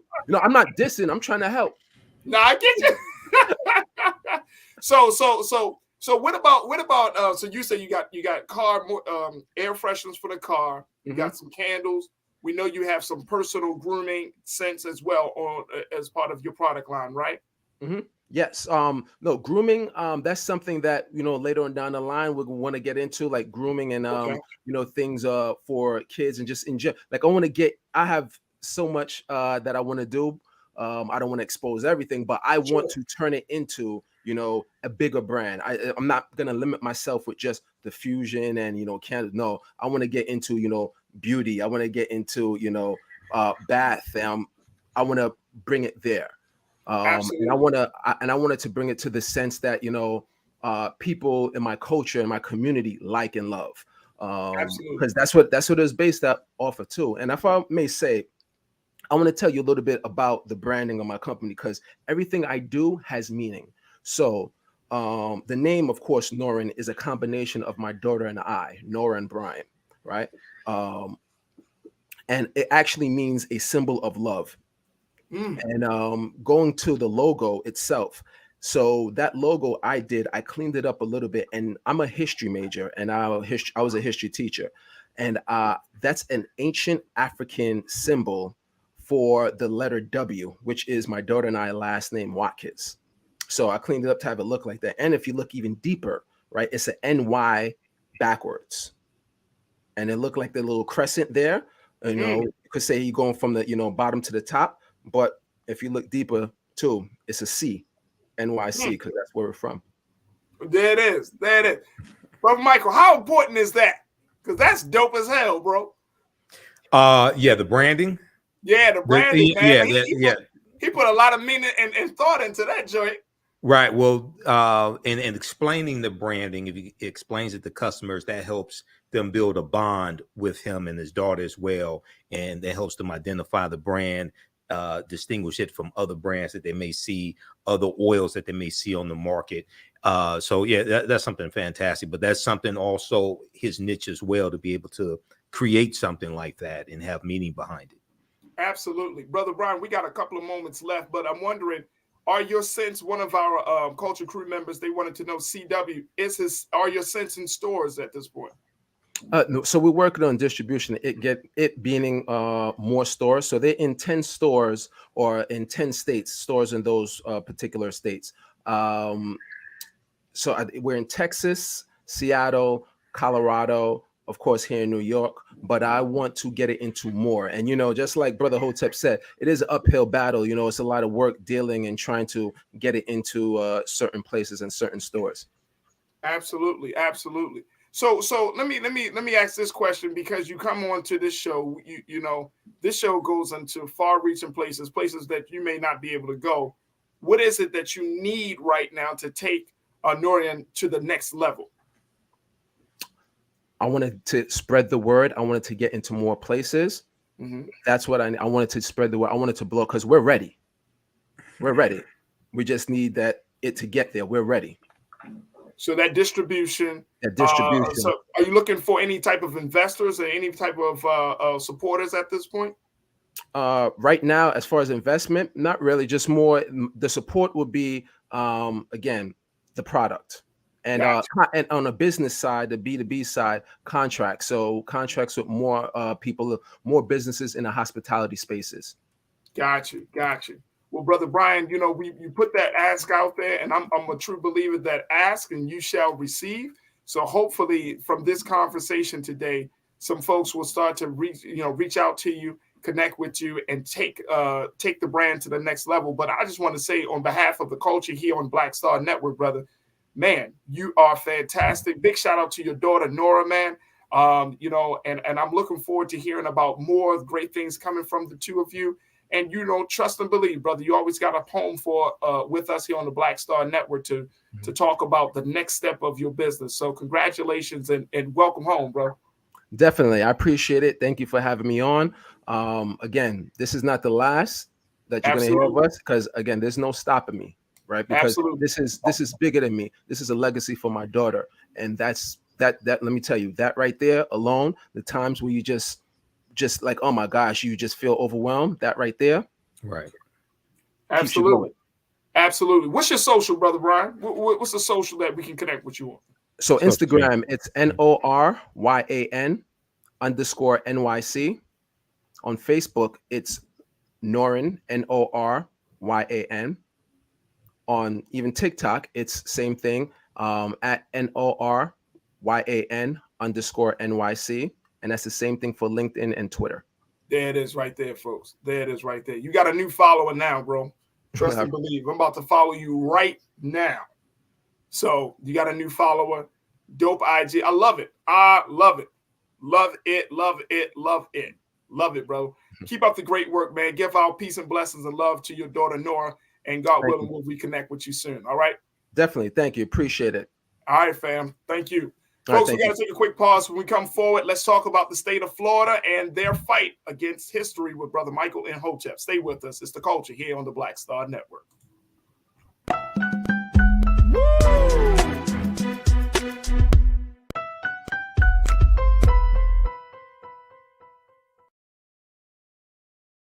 Hi, I'm Dr. Jackie Hood Martin, and I have a question for you. Ever feel as if your life is teetering and the weight and pressure of the world is consistently on your shoulders? Well, let me tell you, living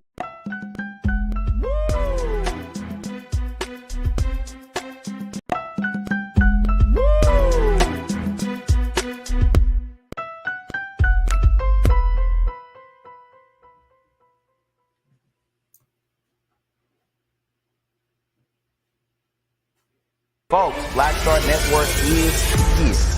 Hold no punches. I'm real revolutionary right now. Support this man, Black Media. He makes sure that our stories are told. Thank you for being the voice of Black America, Roland. I love y'all. All momentum we have now, we have to keep this going. The video looks phenomenal. See, this difference between Black Star Network and Black-owned media and something like CNN. You can't be Black-owned media and be scared. It's time to be smart. Bring your eyeballs home. You dig? Pull up a chair. Take your seat. The Black Tape with me, Dr. Greg Carr, here on the Black Star Network. Every week, we'll take a deeper dive into the world we're living in.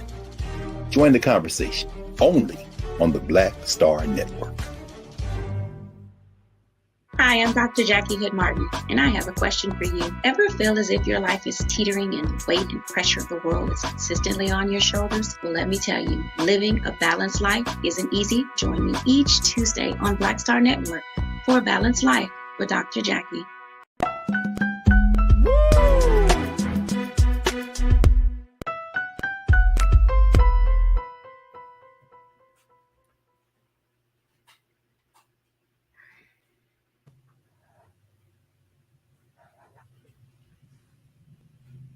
All right, folks, welcome back to the show.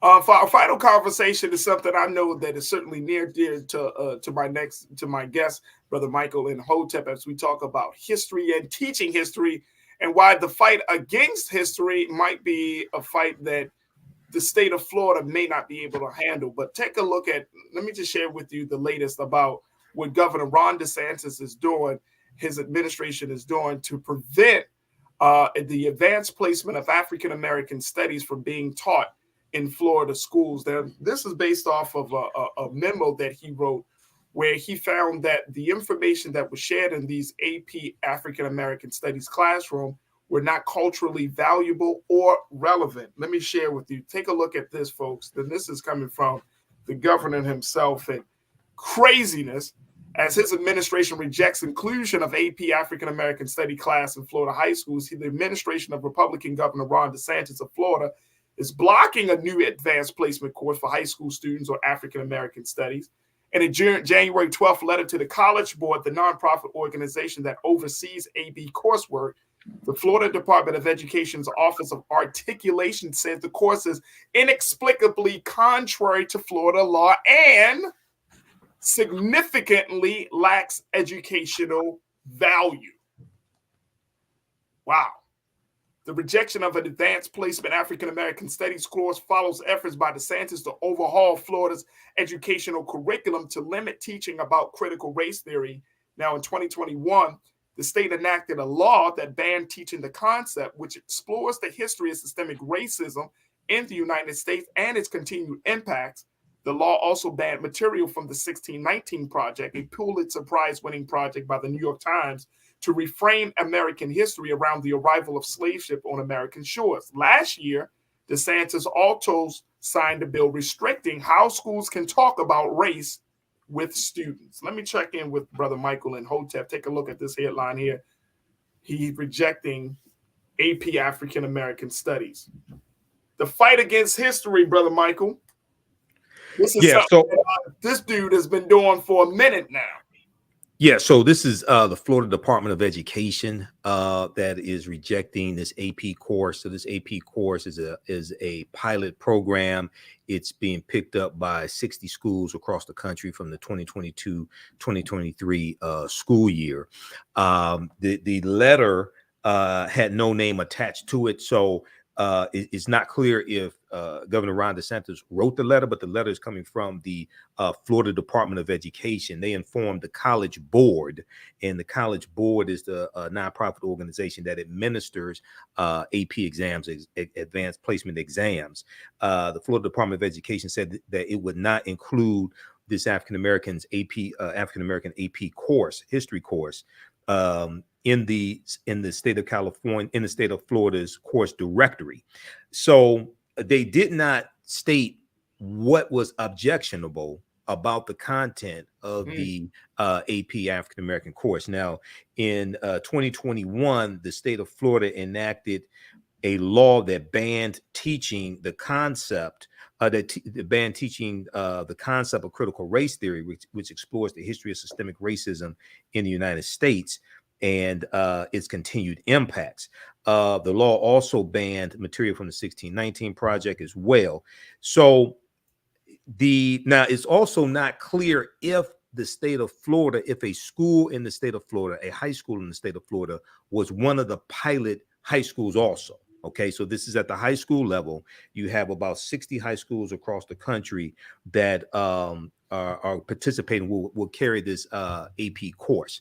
So now we see that there's a renewed attack in the past 2 years, especially going back to 2020 when Trump was in office, and attacking African-American history and rebranding what is called critical race theory.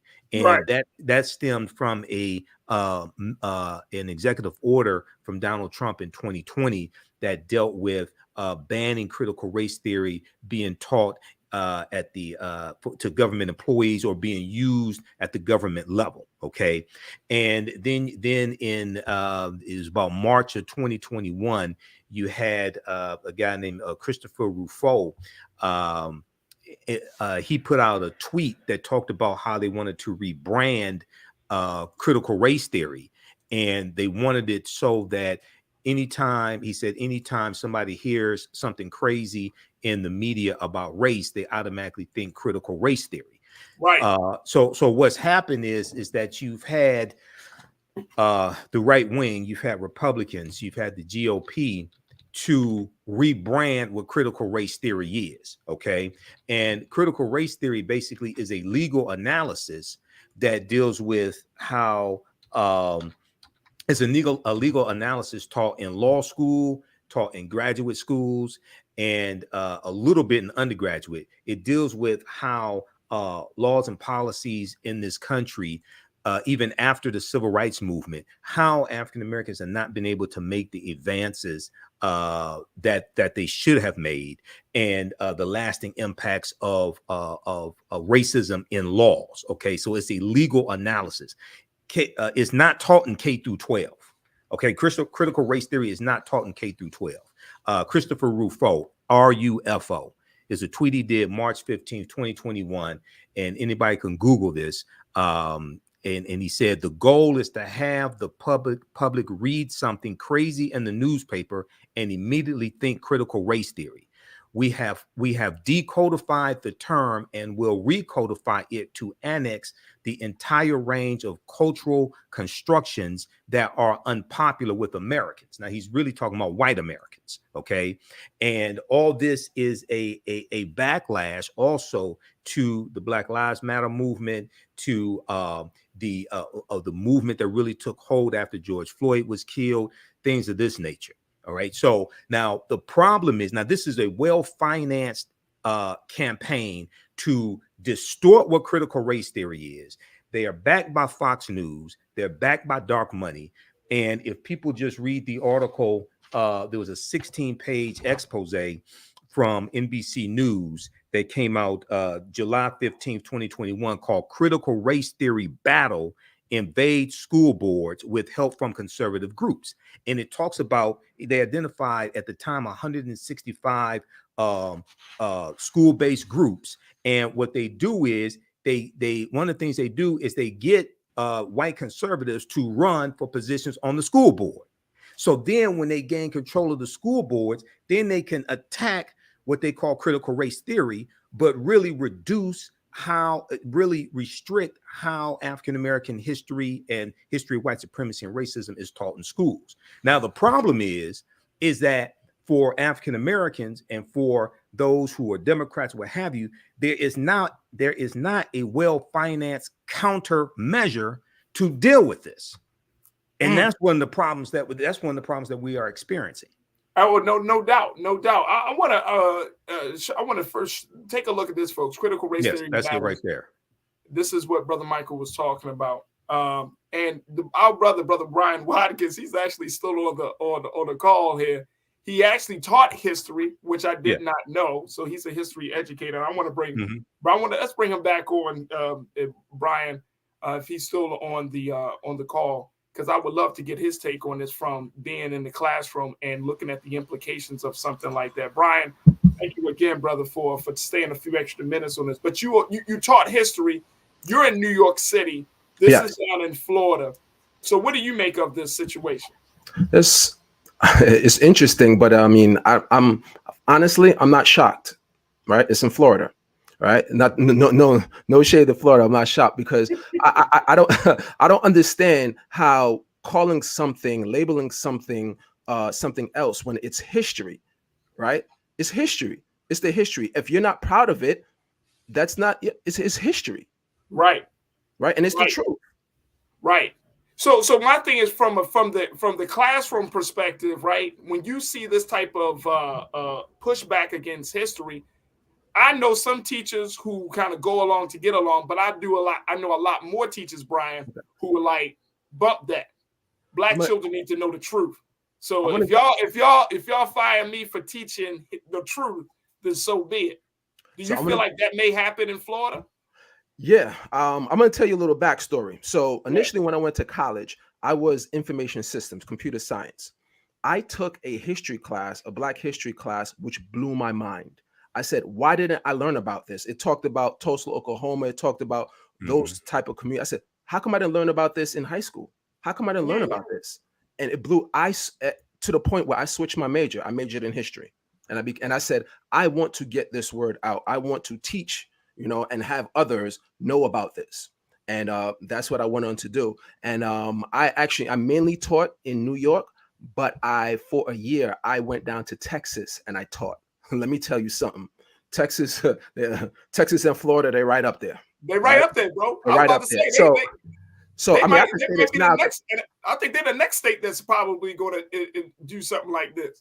Wouldn't be surprising. I could say this now. So in Texas, of course, they give you the curriculum. They tell you this is what you should teach them this week, that week, this week. So I walked into the classroom and I looked at it and I said, and look at the books, because what a lot of people don't realize too, books are very biased. You have to look to see who wrote the book, right? And one thing I used to teach my students is to be able to disseminate facts from opinions. Right? Because you have people opinions, whether you're a conservative, whether you're liberal, whatever it may be, that seeps into the book, right? That you could tell where they're leaning. You read the book, you could tell the type of person or, where their values lie by reading their textbook.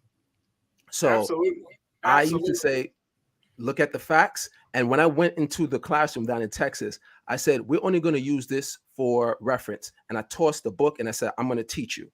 And I said, I'm never going to tell you my opinion, no matter what. I'm always going to be devil's advocate towards you because I want you to formulate your own opinion. I'm just going to give you the facts to do so. So, Brother Michael, what is this like for a teacher or an educator like Brian in the state of Florida? What is this effort put them? Because this puts them in a precarious position. Absolutely. We've seen in a lot of these former Confederate states, Florida and Texas are two former Confederate states that seceded from the Union, took up arms to fight against the Union to maintain slavery. We see it in Oklahoma as well. There have been a number of especially former Confederate states to pass these anti-critical race theory bills, or however they want to frame them or name them. Now, the problem is that when you read them, they're very ambiguous. They're not clearly defined about what is not acceptable. And you have a lot of people saying, a lot of white people passing these laws saying, well, they don't, they're trying to ban things that make children feel bad or cause discomfort or things like this. Okay. Now, they're not banning World War I. They're not banning World War II. They're not banning George Washington, Thomas Jefferson. They're not banning white supremacists or like past presidents, things of this nature. Okay. But when it comes to African-American history, now we see a backlash because it's very hard to keep fooling a people when they know the truth. It's very hard to keep deceiving people when they understand history. And it's important not just for African-American children to understand this history, but for all children to understand this history, regardless of race. This is something Dr. Carter G. Woodson, who created Negro History Week in 1926 and co-founded Association for the Study of Negro Life and History in 1915. This is something he advocated because he had a PhD in American history from Harvard. Okay. And he said that school children across the country needed to learn this history. So once again, this is one of the reasons why I warned people about Governor Ron DeSantis in Florida. And I remember in 2018 when he ran against Andrew Gillum, and some simple Simon ass black people on social media were saying they weren't going to vote for Andrew Gillum because he didn't have a black agenda. And I told them Ron DeSantis has a black agenda. He has an anti-black agenda. And an anti-black agenda is worse than not having a black agenda. I gotta stop you right there. Go ahead. Just for the inches of time, but Brother Brian, we got like 30 seconds. I mean, for our people who are listening and watching this show, as an educator, been in the classroom, what would you encourage for parents and community members to do to resist this type of effort? Let's start teaching our kids. Let's us start teaching them, because this is not for the current students now. This is going for the future generation, because now you don't teach it in the classroom. They grow up, they don't know anything that happened. And now they have a blank slate and they're like, they don't know their history. They did it to us already. Let's not let it continue. Let's teach our kids our history. Brian Watkins checking in once again, giving us his insight and his latest thoughts about the situation down in Florida. Brian, again, brother, thank you so much for all that you do, man. We look forward to reconnecting with you soon. Of course, definitely. Thank you for having me. Absolutely, absolutely. Brother Michael, we got 30 seconds. Go ahead with your, I know you got your programs, right? Yeah, this weekend, Saturday and Sunday for the African History Network, January 21st, January 22nd, 2 p.m. to 4 p.m. We have 2 free class sessions on Saturday, Ancient Kemet, the Moors, and the Ma'afa. Scroll down some. Ancient Kemet, the Moors, and the Ma'afa, understanding the transatlantic slave trade, what they didn't teach you in school. And then scroll back up to the first class. And then Sunday, 2 p.m. to 4 p.m., from the Civil War to the Civil Rights Movement and Black Power, 1865 to 1968. We'll deal with the Harlem Hellfighters. Scroll back up to the first class. The Harlem Hellfighters will deal with World War I and the Red Summer of 1919, when you had over 25 major race riots in this country. Visit our website, theafricanhistorynetwork.com. You can register for these 2 free class sessions. Absolutely. Brother Michael and Hotep, host of the African History Network podcast show. Thank you so much, Brother Michael. Truly. Thanks, Raji. Absolutely. All right, folks, that's going to do it for us.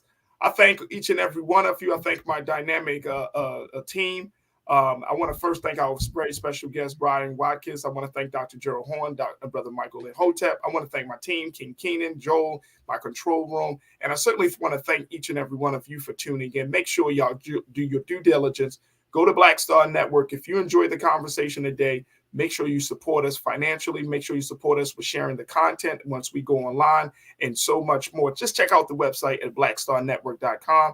Again, the website is blackstarnetwork.com. And then follow us on all social media platforms. We're on IG at Black Star Network and on Twitter at Black Star Network as well. And while you're on social media, make sure you hit me up, The Real Faraji on IG, Faraji on Twitter. I love to connect with you as we continue to build out our online culture crew. Folks, that's going to do it for us. Thank you again for tuning in. Stay tuned. Up next is RMU, Roland Martin Unfiltered. As always, never be afraid to challenge what's wrong. Stand for what's right while being yourself in the process. God willing, we'll reconnect with you tomorrow for another exciting edition of The Culture right here on the Black Star Network. Peace.